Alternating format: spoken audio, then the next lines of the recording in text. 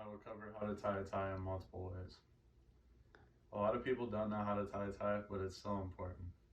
I remember when I was younger, I had a fall sports banquet for football, and it was the first time I ever even tried to tie a tie.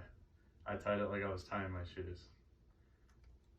After my mom's laughter, she sent me to my brother, who then tied my tie, so I didn't look like an idiot for my banquet.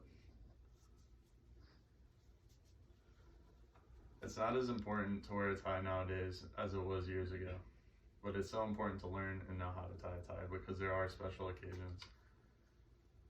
For me, I always had to tie ties for sports banquets, weddings, and even now as I'm entering the business world.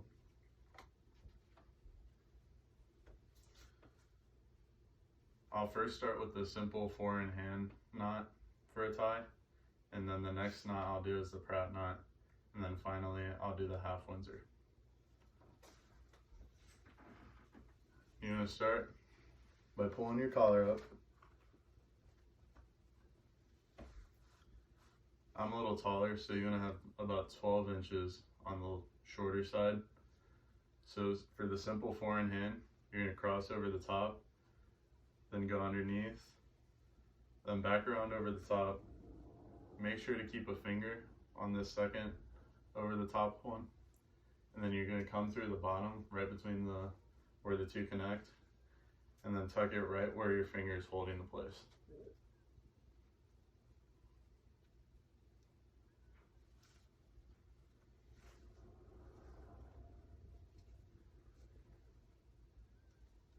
Then you'll tighten it, and then place it up to your neck, and then tuck it in the back part of your tie.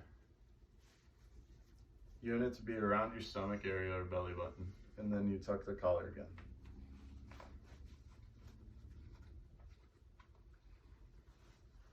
That's the simple 4-in-hand knot.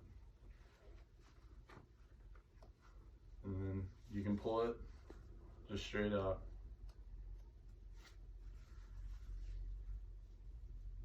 To untie it.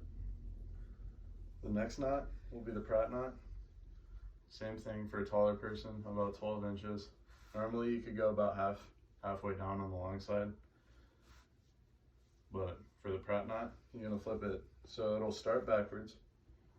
You're gonna go underneath, across over the top, and then straight through the back where the two connect. And you're gonna go down through the hole in the front. Make sure to keep your finger in that placeholder when you cross over the front. Tighten it, then you just take the back, pull it to tighten up to your neck. You can place in the hole in the back. About at the stomach, belly button area again. You'll tuck the collar for the finished look. Untuck it, just pull it through again to untie it. The last knot will be the half Windsor knot. Same thing. Start with about 12 inches with the front of the tie facing outward now. 12 inches on the left for the short side. You're gonna cross over top, then go back underneath, and then you, instead of going across again, you're gonna go over top, between the hole, pull all the way through, tight. You're gonna come around and across the front from the other side, and then you'll go back underneath the hole where they connect, keeping your finger in the placeholder where you go over top. You feed it through the hole again, back underneath, tighten it, and then tighten the small one up to your neck, tuck it behind, fix the collar.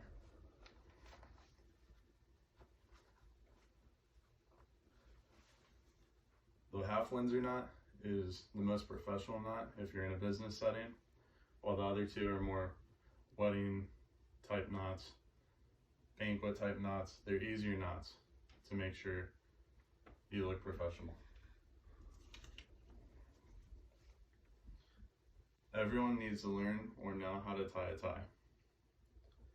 Knowing multiple knots will help you learn how to tie ties, because not everyone knows how to tie a tie, and not everyone is going to be good at tying the same knot as anyone else. Everyone ties knots differently. First, we started with the simple 4-in-hand knot, and then the Pratt knot, and finally we finished with the half Windsor knot for a more professional look. Now you know how to spice your look up for any special occasion. And remember, it's not always important to wear a tie nowadays, but it's important to know how to tie a tie.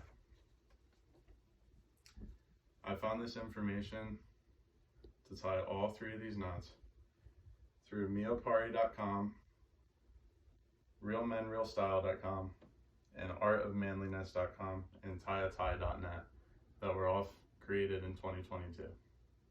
And they're all up to date on how to tie ties. Thank you. Good job.